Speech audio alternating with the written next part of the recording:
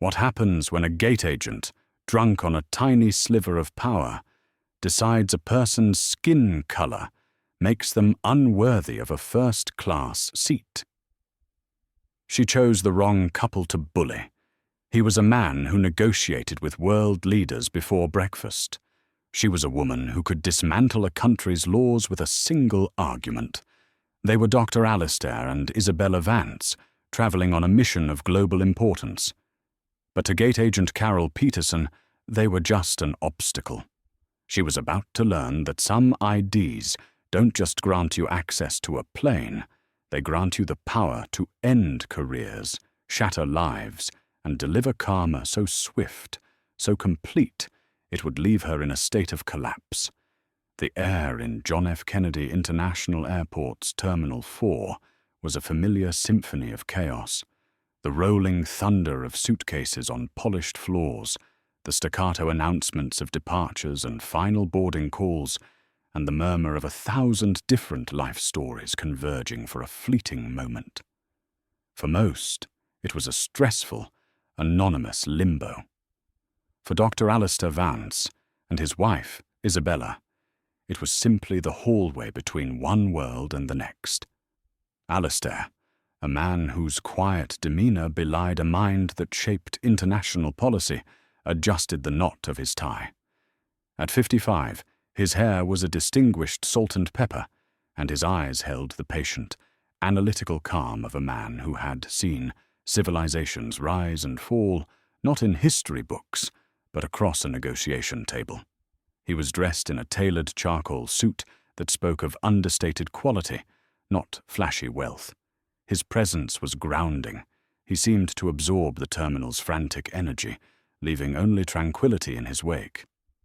Beside him, Isabella Vance was the embodiment of grace and strength. A renowned international human rights lawyer, she possessed a beauty that was secondary to the fierce intelligence in her gaze. Her dress, a simple but elegant navy blue, complemented the string of pearls at her neck, a gift from a delegation in Japan. She wasn't just Alistair's wife. She was his partner in a life dedicated to mending the fractured pieces of the world. They were a unit, a silent understanding passing between them with a simple glance. Their journey today was to Geneva for a high-stakes summit on global food security. A crisis was brewing in several developing nations, and Alistair was the keynote speaker, the man tasked with brokering a deal between bickering, powerful nations. It was work that left no room for error, and the flight was meant to be their final moment of peace, a chance to review their notes, to center themselves before the diplomatic battle ahead. They approached the priority boarding lane for Global Alliance Air Flight 714. The sign was clear: First Class, Diplomatic Corps, and Platinum Elite. They belonged to two of those categories. The line was short, occupied by a businessman barking into his phone and a young couple giddy with the excitement of their honeymoon. And then there was the gate agent. Her name tag read Carol Peterson. She was a woman in her late 40s, with hair dyed a brassy blonde, pulled back so tightly it seemed to stretch the skin around her eyes. Her face was set in a permanent mask of sour disapproval, as if the entire world was a personal inconvenience. She processed the businessman with a series of curt, impatient gestures, snatching his passport and stamping his boarding pass with unnecessary force.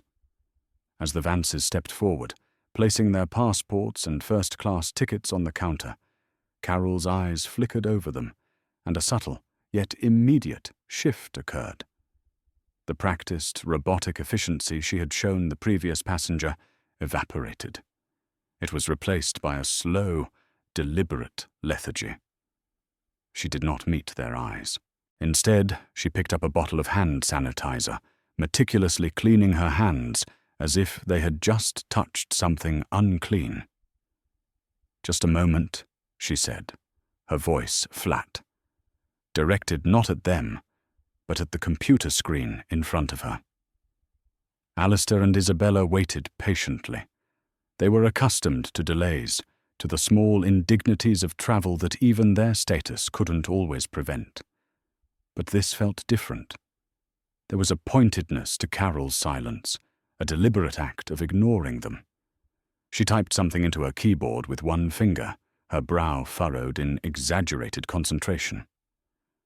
"Good afternoon," Isabella said, her voice calm and pleasant, an attempt to bridge the strange, unspoken tension. Carol's eyes finally lifted. They were a flat, pale blue, and they held a look of profound skepticism. She scanned Isabella from head to toe, her gaze lingering for a moment on the pearls before moving to Alistair's suit. It was the kind of look that assessed and dismissed in the same instant. "Passports and boarding passes," she clipped, even though they were sitting directly in front of her. Alistair gently slid them an inch closer. "Here you are." Carol picked up Alistair's passport, flicking it open with a snap of her wrist. She stared at his photo, then back at his face. She did it again. It was a theatrical display of scrutiny. "Alistair Vance," she said, mispronouncing his first name as Alistair. "And you're in the first-class cabin."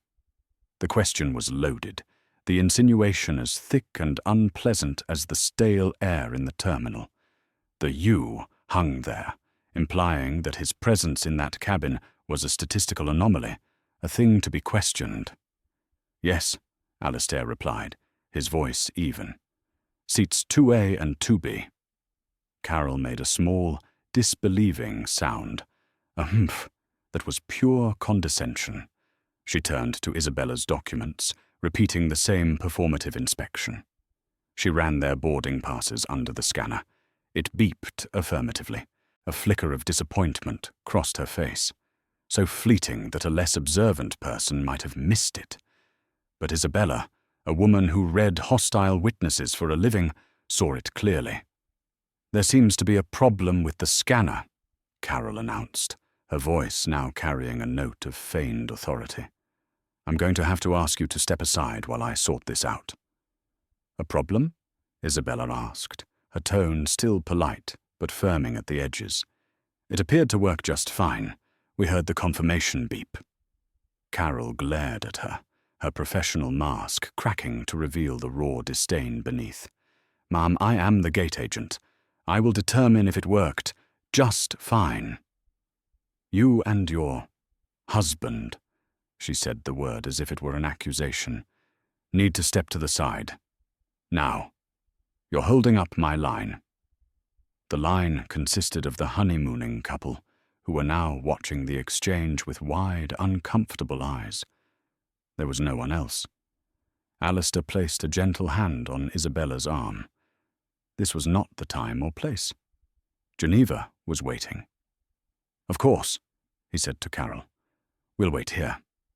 They moved a few feet to the side, maintaining their dignity, as Carol beckoned the young couple forward with a saccharine-sweet smile that was a stark contrast to the venom she had just displayed. "Right this way, folks. Welcome aboard. Have a wonderful flight," she chirped, her voice dripping with artificial warmth.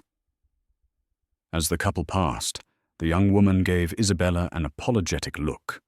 Isabella simply offered a small, reassuring nod in return. They would wait. They would be patient. But both of them knew, with a certainty that chilled the air around them, that this was not about a faulty scanner. This was about something much older and much uglier. And Carol Peterson, gate agent for Global Alliance Air, had just made the colossal mistake of choosing them as her target. The minutes stretched into an uncomfortable eternity. Carol Peterson processed the handful of remaining priority passengers with performative cheer, her laughter echoing unnaturally in the sterile environment of the gate area. With each passenger she waved through, she would cast a sideways, triumphant glance at the Vances. It was a power play, a petty and public demonstration of her authority. She was making them wait, making them an exhibit. She wanted them to feel small, to feel misplaced. Alistair stood with a stillness that was almost monumental. On the outside, he was the picture of composure, but inside, a cold anger was beginning to coalesce. It was an anger he rarely felt, a tightly controlled fury reserved for tyrants and warlords, not gate agents in a New York airport. He thought of the file in his briefcase, detailing the impending famine that threatened millions of lives. He thought of the delegates in Geneva, the hours of delicate negotiation that lay ahead. Every minute wasted here, in this theatre of prejudice, felt like a betrayal of that mission. Isabella, meanwhile, was observing. She catalogued every detail. Carol's smug expressions, the nervous shifting of the other airline employees who occasionally glanced over but refused to intervene, the growing number of passengers in the general boarding area who were now openly staring. She recognized the pattern. It was the slow, deliberate isolation of a target, designed to humiliate and provoke a reaction she knew that would then be used as justification for further escalation. They would not give her that satisfaction. Finally, after the last first-class passenger had boarded, Carol turned her attention back to them. The artificial smile was gone, replaced by a stern, bureaucratic mask. "All right," she said, tapping her pen on the counter. "Let's try this again. I've been looking at your reservation." She hadn't touched the computer since they'd stepped aside. These tickets were booked with a very high-level government discount. "We get these kinds of bookings flagged all the time. Often they're fraudulent, unauthorized use of a government code." The accusation was so audacious, so baseless, it was almost stunning. She wasn't just implying they didn't belong. She was accusing them of a crime. "I can assure you, our tickets are perfectly legitimate," Isabella said, her voice dropping to a lower, more serious register. It was the voice she used in the courtroom just before dismantling an opponent's argument. "They were booked through the official State Department channels." Carol let out a short, sharp laugh. It was a sound utterly devoid of humor. "The State Department. Right. A lot of people try that line. Look, I need to see the official identification that authorizes this level of discount. A standard driver's license won't cut it." "That would be our diplomatic passports, which you are currently holding," Alistair stated, his patience wearing thin. The calm exterior remained, but his words were now clipped, precise. Carol sneered, flicking the dark blue booklets with her fingernail. "These can be faked, easily. I see knockoffs from Canal Street all the time. What I need is supplementary photo ID and the credit card used to purchase the tickets." This was a deliberate escalation, a creation of impossible bureaucratic hurdles. Diplomatic tickets were not purchased with personal credit cards. They were centrally billed. It was a rule she almost certainly knew, and if she didn't, her ignorance was dangerously unprofessional. "That's not how these bookings work, and you know that," Alistair said. "We can show you our State Department identification if you'd like, but the passports are the highest form of federal ID that exists. They are sufficient." He was giving her an out, a chance to retreat from the precipice of a monumental error. Carol saw the out and chose to leap past it. To her, their calm, articulate resistance wasn't a sign of their legitimacy. It was a sign that they were practiced criminals. Her prejudice had created a narrative in her mind, and every piece of evidence was being twisted to fit it.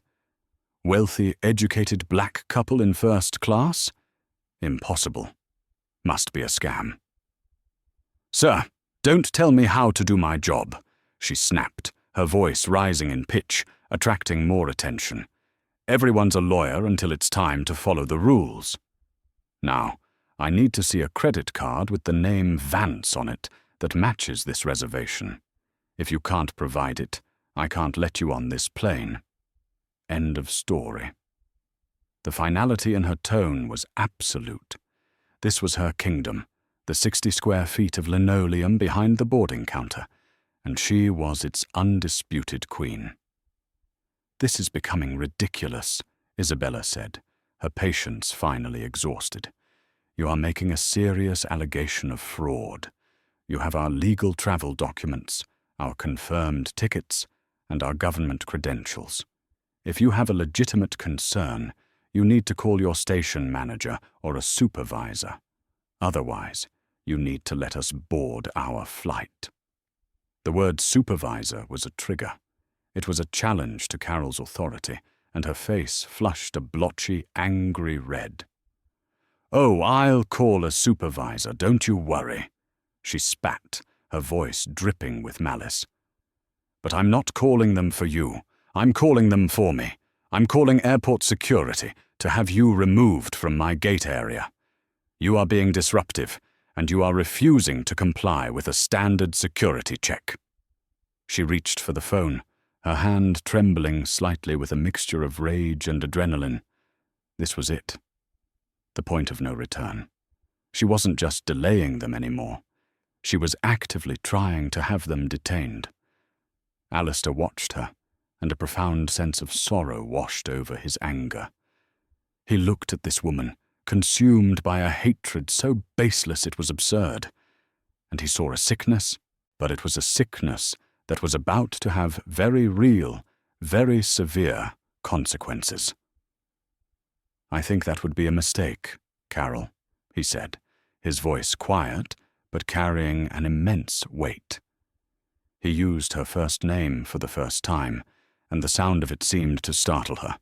It broke through her tirade, a small crack in her armor of self-righteousness.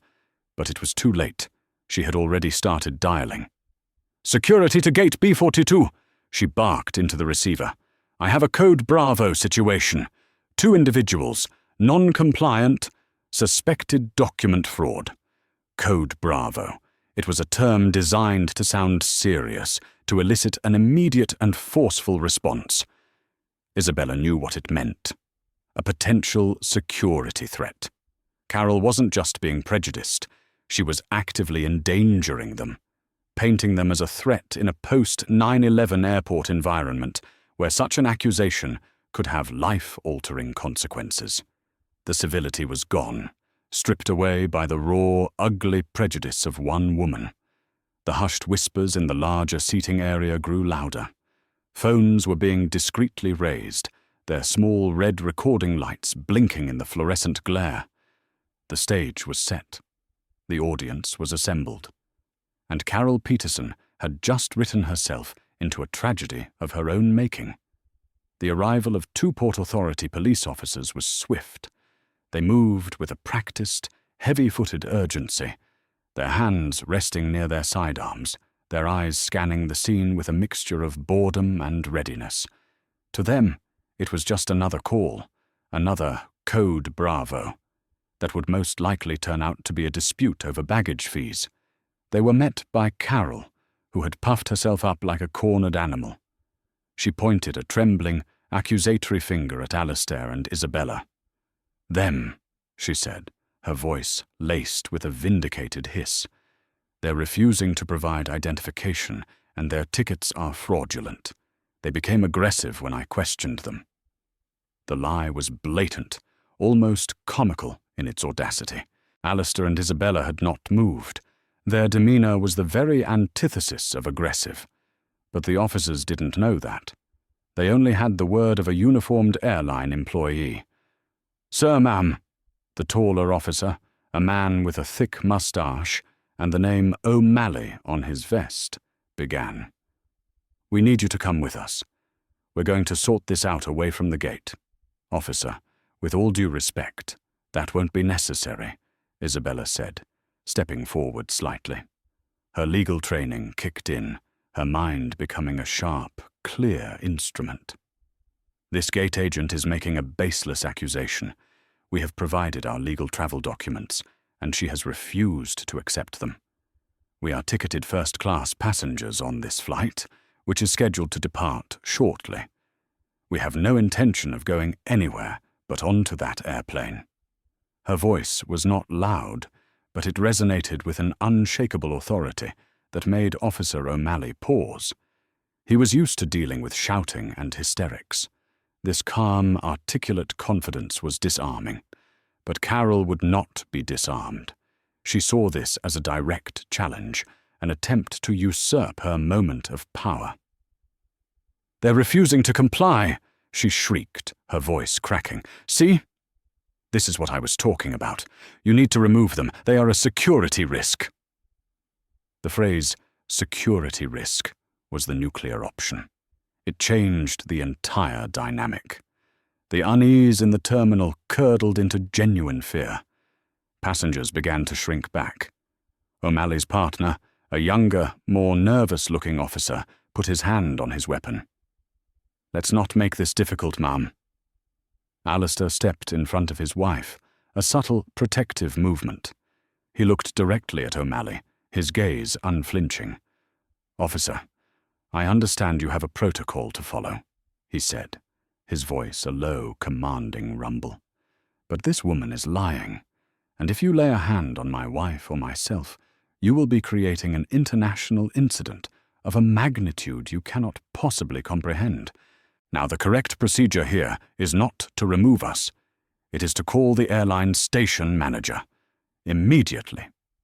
The sheer force of his personality, the absolute certainty in his words, gave O'Malley another moment of hesitation. He had been a cop at JFK for 15 years. He'd seen all kinds. He knew how to read people, and these two people did not read like criminals.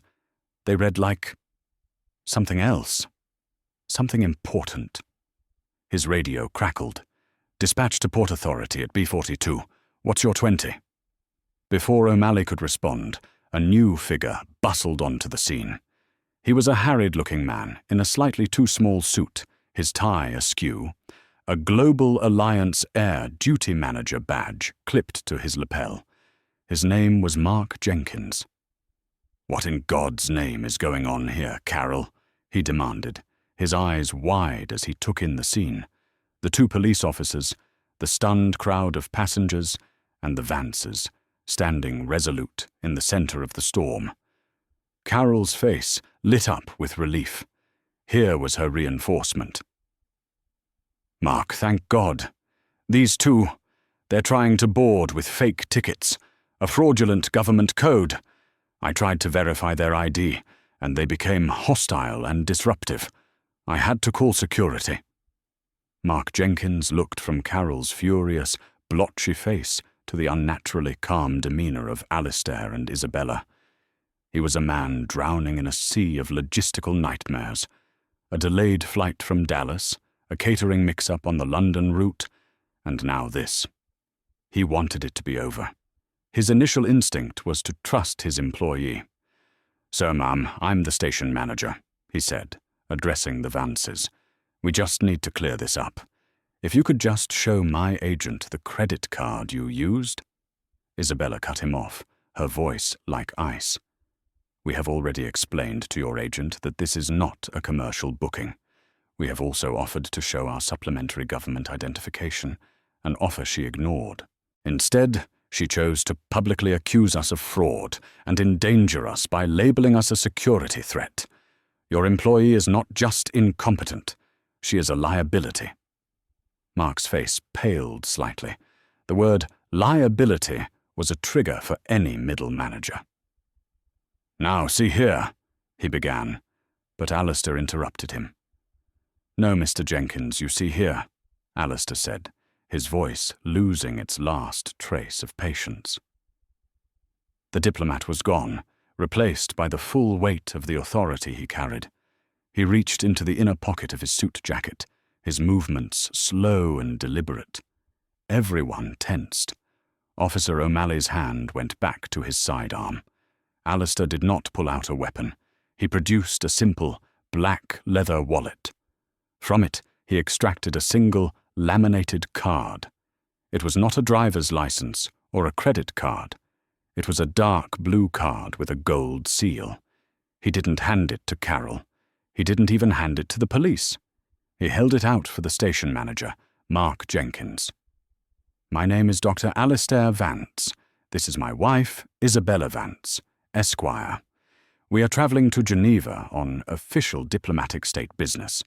The passports you have been holding are not knockoffs.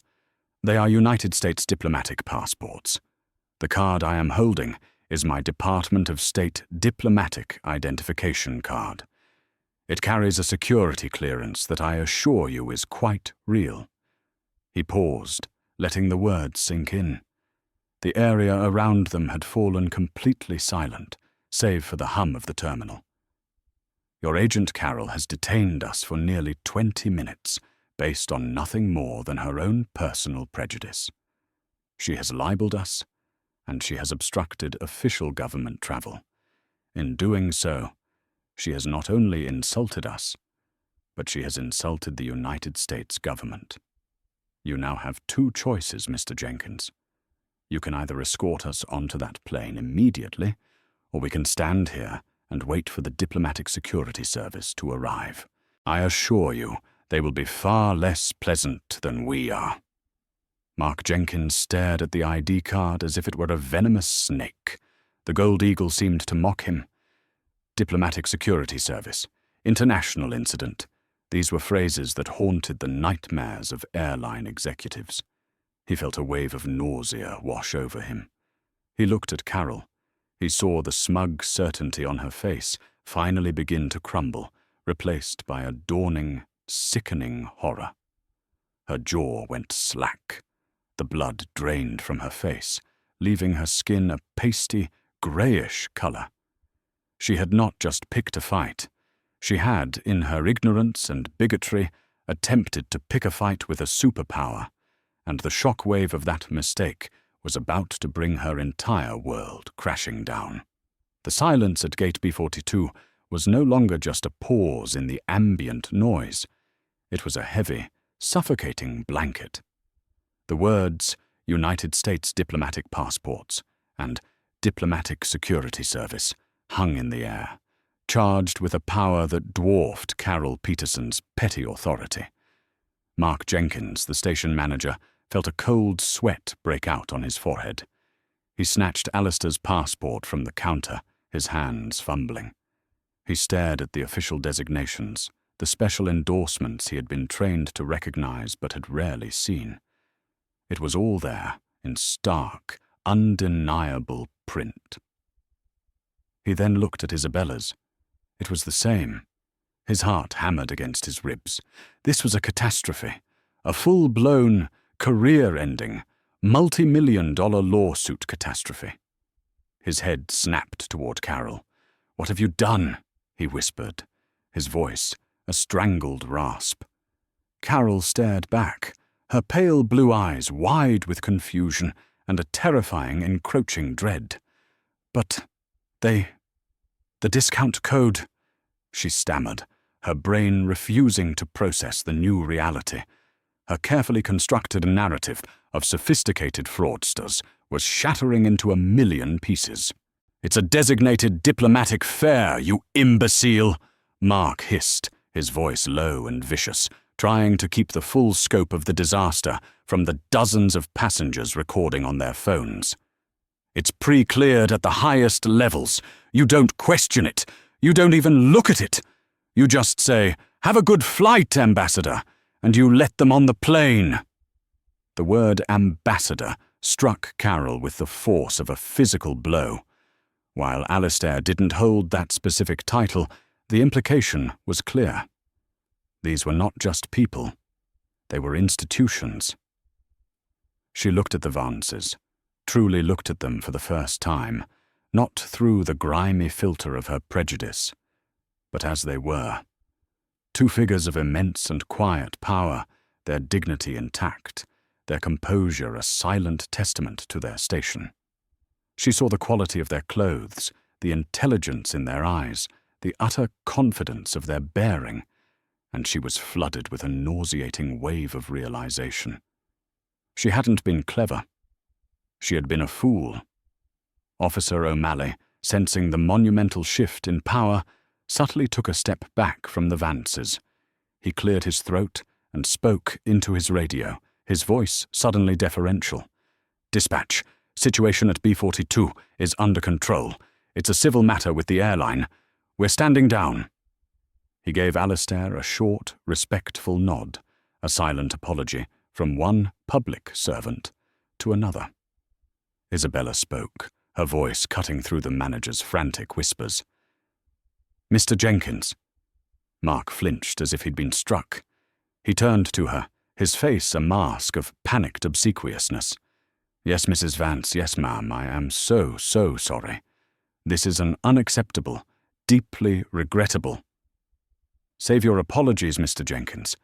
They are as meaningless as your employees' accusations," she said, her tone devoid of malice, but heavy with the weight of judgment. "What I require from you right now are the names and employee numbers of everyone involved. That includes yourself, Gate Agent Peterson, and the 2 Port Authority officers." It wasn't a request. It was a directive. It was the voice of a lawyer preparing a case, brick by methodical brick. Of course, right away," Mark stammered, frantically patting his pockets for a pen. "The pilot and first officer of Flight 714, a tall, silver-haired captain named David Evans, and his younger co-pilot had emerged from the jet bridge, alerted by the delay and the commotion." "Mark, what's the hold-up?" Captain Evans asked, his brow furrowed. "We're going to miss our window." Mark Jenkins scurried over to him, whispering frantically and gesturing toward the Vances. The captain's eyes widened. He looked at the Vances, then at Carol, then back at his station manager. His professional, unflappable expression hardened into one of pure fury. He strode past Mark, directly to Alistair and Isabella.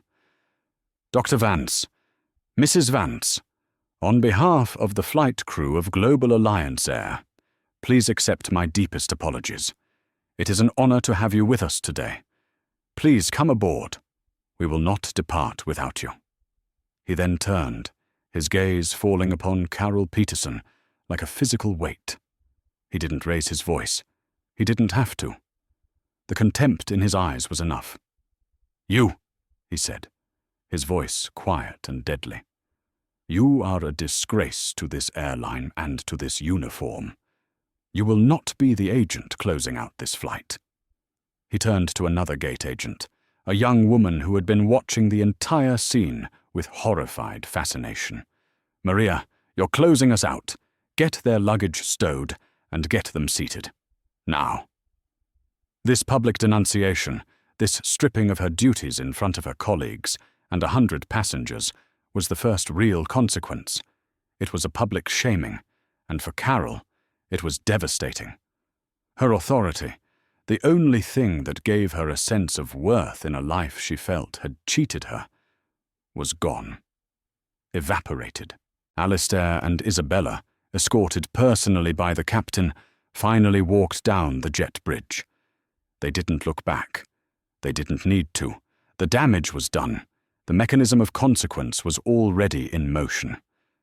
As they disappeared from view, Mark Jenkins rounded on Carol.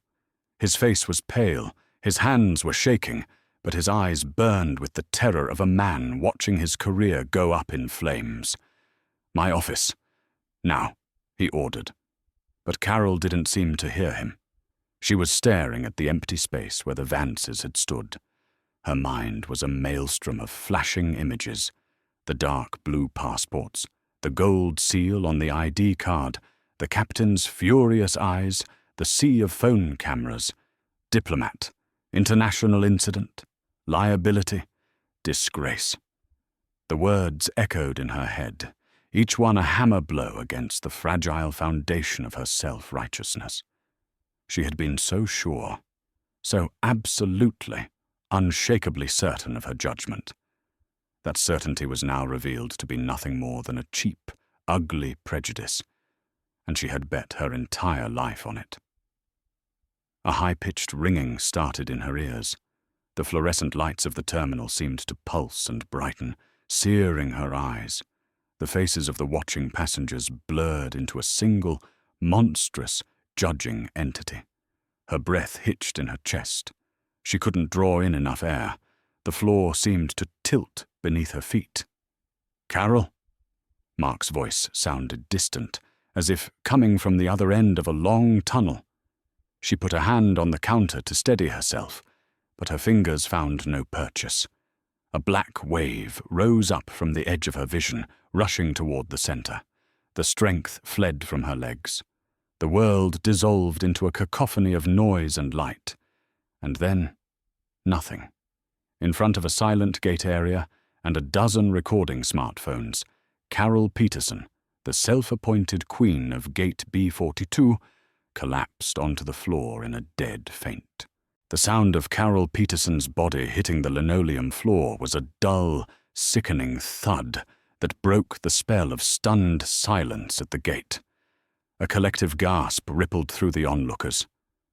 For a moment, no one moved. Her collapse was so sudden, so complete, it seemed like the final dramatic act in a play that had gone horribly wrong. Mark Jenkins, for all his panic and fury, was the first to react. His managerial instincts, buried under layers of terror, kicked in. "Somebody call the paramedics!" he yelled, rushing around the counter to where Carol lay in a crumpled heap. Officer O'Malley was already on his radio, his voice calm and professional. "Dispatch, we have a medical situation at Gate B42. Adult female, conscious, fainted. Requesting medical assistance." He had said she was conscious, but she wasn't. Her eyes were closed, her face was ashen, and a trickle of blood was beginning to seep from a cut on her temple, where she had hit the corner of a wastebasket on her way down. The scene descended into a new kind of chaos. No longer the theater of confrontation, it was now the controlled frenzy of a medical emergency. Airline staff rushed forward with a first aid kit. The remaining passengers were herded back, told to give them space. The entire focus shifted from the Vances, who were now safely on the plane, to the woman lying on the floor, the architect of her own spectacular downfall. Inside the quiet, climate-controlled sanctuary of the first-class cabin, Isabella settled into her plush leather seat. The flight attendant, a woman with a kind, worried face named Susan, offered her a glass of champagne. "Mrs. Vance, I am so terribly sorry for what you just endured," Susan said, her voice sincere. "That was unprofessional. It's not who we are." "Thank you, Susan. It's all right," Isabella replied. Though it wasn't. It was far from all right. Alistair sat beside her, his briefcase on his lap. He had already opened it and was looking at his files, but his focus wasn't there. He was replaying the events in his mind, not with anger, but with a profound and weary sadness. This was the very poison they fought on a global scale, the US versus them mentality, the dehumanization of others based on prejudice.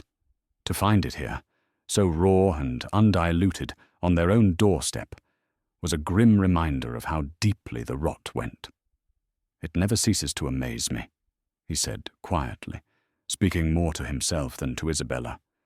"The sheer, self-destructive power of bigotry." Isabella reached over and placed her hand on his. "We can't let it derail us, Alistair. Geneva is too important." "I know," he sighed, closing the file. "But it's the principle.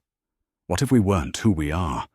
What if we were just a regular couple, a doctor and a lawyer who had saved up for 10 years to take a first-class trip? She would have ruined it. She would have had them arrested, humiliated them, and faced zero consequences. The system would have believed her over them. That's what's truly chilling." He was right. Their status was a shield, a superpower that had allowed them to win this skirmish. But for millions of others who looked like them, that shield didn't exist. Just then, Captain Evans appeared at the entrance to the cabin. He leaned in, his expression grave. "Dr. and Mrs. Vance," he said in a low voice, "I apologize for the further delay. The gate agent who confronted you has had a medical emergency." She collapsed. They're taking her to the hospital now. We'll be closing the doors and pushing back as soon as they clear the area." Isabella and Alistair exchanged a look. There was no triumph in it, no satisfaction, only a complex and somber acknowledgement. "Is she all right?" Isabella asked, her compassion an instinct she couldn't suppress, even for the woman who had treated her with such contempt.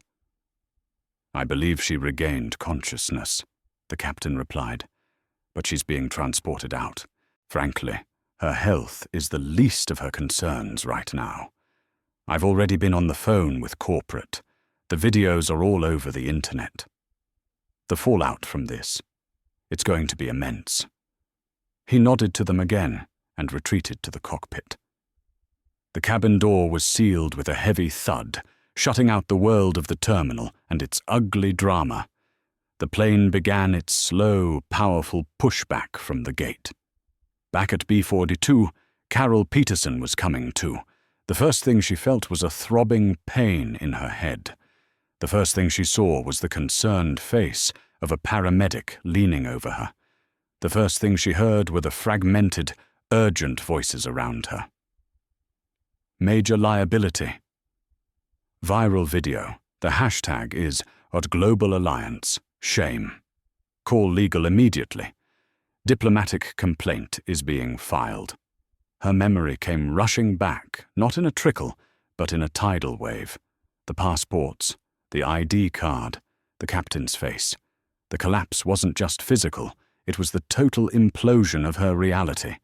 The faint had been her mind's emergency eject button, a desperate attempt to escape a truth too terrible to bear. As the paramedics helped her onto a stretcher, she saw Mark Jenkins talking on his phone, his back to her, his shoulders slumped in defeat. He wasn't looking at her with concern for her health. He was dealing with the professional hurricane she had unleashed.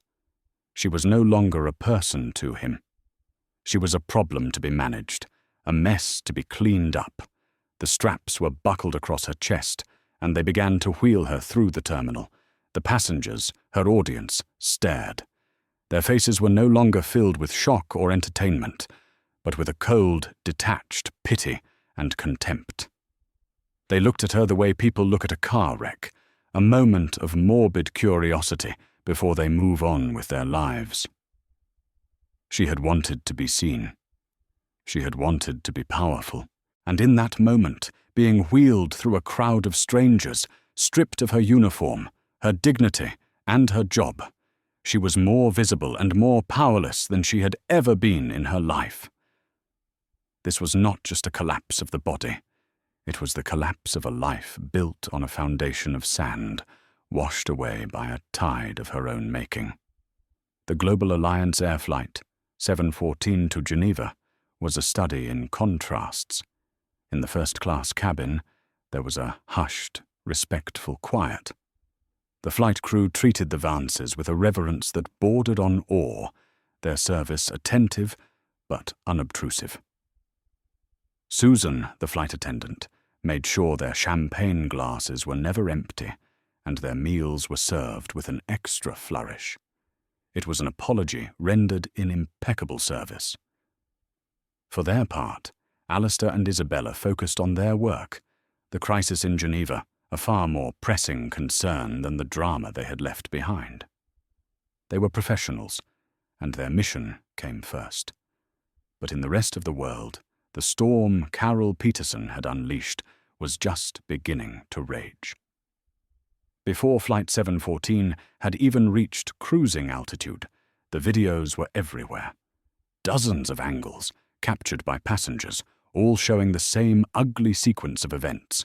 Carol's condescending dismissal, her escalating aggression, her false accusations, and Alistair's calm, devastating reveal. The hashtag #GlobalAlliance Shame was trending worldwide. News outlets picked up the story, and the Vances' identities were quickly confirmed. The narrative was irresistible. A racist gate agent attempts to bully a prominent black diplomat and his lawyer wife, only to have it blow up in her face in the most spectacular fashion. Global Alliance Air's corporate headquarters went into full-scale panic mode. Their stock price took a noticeable dip in after-hours trading. Their PR department worked through the night, crafting a public statement that was a masterclass in groveling. It was released before the Vances even landed in Geneva. Global Alliance Air is appalled by the unacceptable and discriminatory behavior exhibited by one of our employees at JFK Terminal 4, it began. This isolated incident does not reflect our company's values of diversity, inclusion, and respect for all our passengers.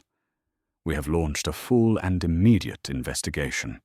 The employee in question has been suspended without pay, pending termination. We have reached out to Dr. and Mrs. Vance to offer our most sincere and unreserved apology for the disgraceful treatment they received. Carol Peterson learned of her suspension not from her manager, but from a news alert on her phone as she was being discharged from the hospital with 3 stitches on her temple and a diagnosis of a panic-induced vasovagal syncope. The hospital room, which for a few hours had been a refuge from reality, suddenly felt like a cage. Her union representative called, his voice grim. He told her there was nothing he could do. The video evidence was too damning, the victims too high profile. The airline was going to make an example of her. She went home to her small, tidy apartment in Queens, an apartment that suddenly felt precarious. Her life had been built around her job, the routine, the small measure of authority, the travel benefits. It was all she had. She had been with the airline for 22 years. She had started in baggage handling and had clawed her way up to the coveted gate agent position. She had seen herself as a guardian, a protector of the rules. Now she was a pariah. Her son Daniel, a college student studying engineering, called her that evening. His voice was strained. "Mom, what did you do?" he asked, the disappointment clear even over the phone. "My friends are sending me the video. It's everywhere." "It was a misunderstanding, Danny," she said, her voice weak. "They didn't have the right paperwork." "Mom, stop!" he cut her off. "Just stop. I saw the video. He showed you a diplomatic passport. Just. Why would you do that?" Carol had no answer, because how could she explain the ugly, tangled knot of resentment and prejudice that lived inside her? How could she explain that she saw a successful black couple and her mind had short-circuited, defaulting to suspicion instead of respect? It wasn't a rational thought. It was a poison she had been sipping for years, and it had finally killed her. But the true, karmic masterstroke was yet to come. Daniel was a brilliant student, but he attended a costly private university. His tuition was a constant source of stress for Carol. His only hope of finishing his degree without incurring a mountain of debt was a prestigious scholarship from the Atherton Foundation for Excellence in Engineering. He was a finalist. The final interview was next week. It was a scholarship that not only covered tuition, but guaranteed a high-paying internship. It was his future. A few days later, an email arrived in Daniel's inbox. It was from the Atherton Foundation. "Dear Mr. Peterson," it read, "we regret to inform you that we are rescinding your finalist status for the Atherton Scholarship. The Foundation's charter includes a significant character and ethics component, as our recipients are expected to be future leaders in their field. In light of a recent, widely publicized incident involving a member of your immediate family that has come to our attention, the board has determined that proceeding with your candidacy would be inconsistent with the values we wish to promote. We wish you the best in your future endeavors." Daniel read the email 3 times, the words blurring through a haze of disbelief and fury. He knew what it meant. He called his mother, his voice shaking with a rage she had never heard from him. "They pulled it, Mom," he said, his voice dangerously quiet. "The Atherton Scholarship. They pulled my application because of you." Carol felt the last bit of air leave her lungs. "No, they can't do that." "They did. It's gone. Everything I worked for, my entire future, gone. Because you couldn't just be polite. Because you had to be a monster to those people at the airport. I was trying to protect you," she sobbed, the desperate, nonsensical cry of a cornered animal. "The overtime, the money for your school. You weren't protecting me," he roared, the line crackling with his anger. "You were embarrassing me. You were embarrassing our entire family, and now you've ruined me." The line went dead. He had hung up on her. Carol sat in her silent apartment, the hum of the refrigerator the only sound. She had lost her job. She had lost her reputation. And now, she had lost her son. She had destroyed the very thing she claimed to be working for. What she didn't know, what she could never have known, was the final, devastating irony. In Geneva, after a long day of successful negotiations, Isabella Vance was reviewing documents for several charitable boards she sat on in her spare time. One of them was the Atherton Foundation. She had seen Daniel Peterson's application. She had been impressed by his essays, his grades. She had been prepared to champion his cause. The foundation's director had emailed her about the incident, asking for her guidance. They were prepared to overlook it if she gave the word. Isabella looked at the file, at the bright, hopeful face of Carol Peterson's son. She thought of the sneer on his mother's face, the venom in her voice, and she thought about the principle of the matter. Actions have consequences, not just for you, but for those around you. With a heavy heart, she typed her reply. "The Foundation's charter is clear. The ethics clause must be upheld. I will recuse myself from the final vote, but I support the board's decision to maintain its standards." It was not an act of revenge. It was an act of justice, cold, impartial, and utterly devastating. The karma was not just that Carol lost her job. It was that her own actions, judged by the very person she had wronged, had directly annihilated her son's dreams. Weeks turned into months. The world, as it always does, moved on. The Forstjanov Global Alliance shame hashtag was replaced by a dozen new outrages. Global Alliance Air, having fired Carol and implemented a mandatory, company-wide anti-bias training program they named the Vance Initiative, saw their stock price recover. For the public, the incident was becoming a faded memory, a viral video anecdote. But for Carol Peterson, the fallout was her new, permanent reality. She couldn't find another job in the airline industry. She was blacklisted, her name a cautionary tale whispered in break rooms and training sessions. The videos, though no longer trending, were eternally archived on the internet, a digital ghost that would haunt any potential employer who bothered to Google her name. She eventually found work as a cashier at a bleak 24-hour convenience store on the midnight shift, a job that paid less than half her previous salary and came with a clientele that was often drunk, desperate, or both. The work was grueling and anonymous. Her crisp airline uniform was replaced by a cheap polyester smock that always smelled faintly of stale coffee and hot dogs. Her authority was gone. Now people barked orders at her, complained about the price of milk, and occasionally tried to pay with counterfeit bills. She was no longer a gatekeeper.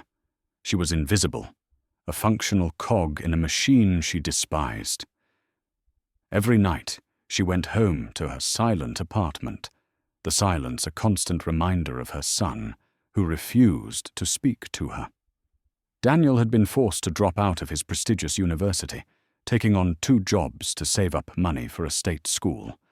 The bright future that had been within his grasp was gone. One rainy Tuesday morning, After a particularly difficult shift, Carol found a letter in her mailbox. The envelope was thick, made of expensive cream-colored paper.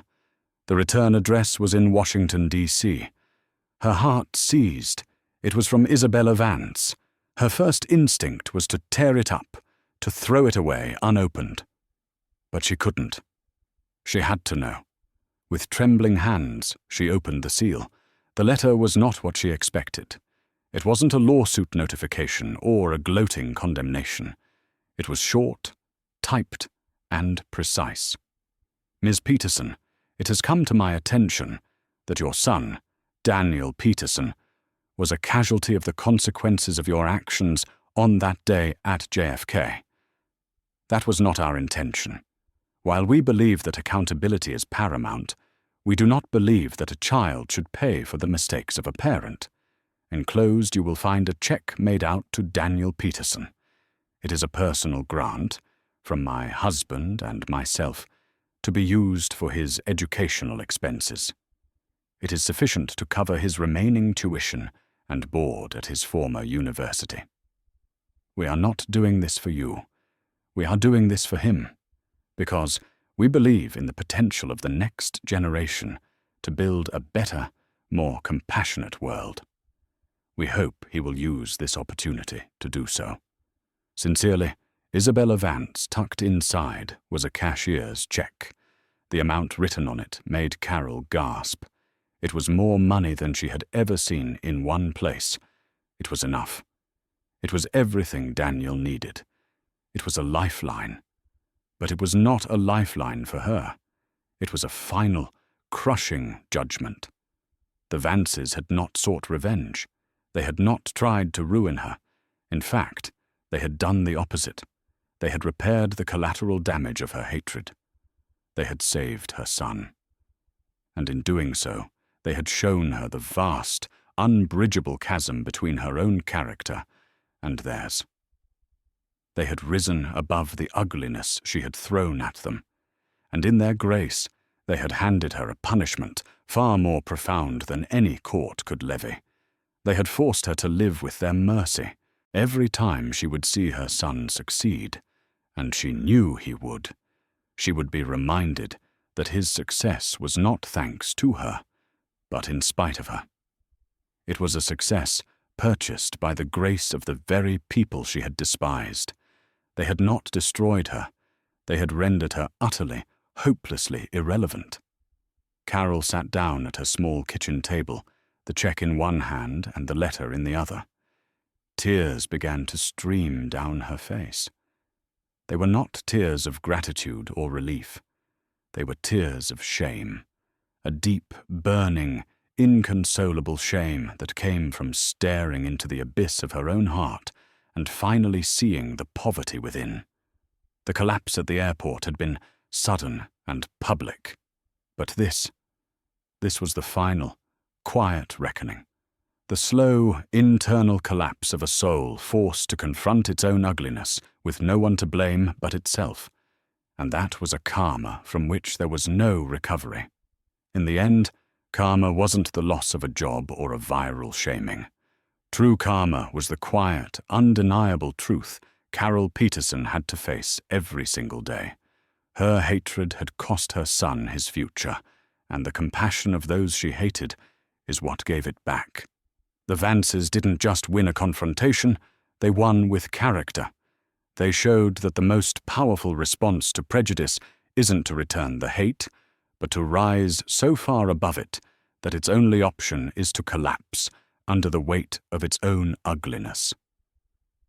This story is a harsh reminder that our actions create ripples we cannot control, and sometimes the kindest gesture can be the most devastating judgment of all.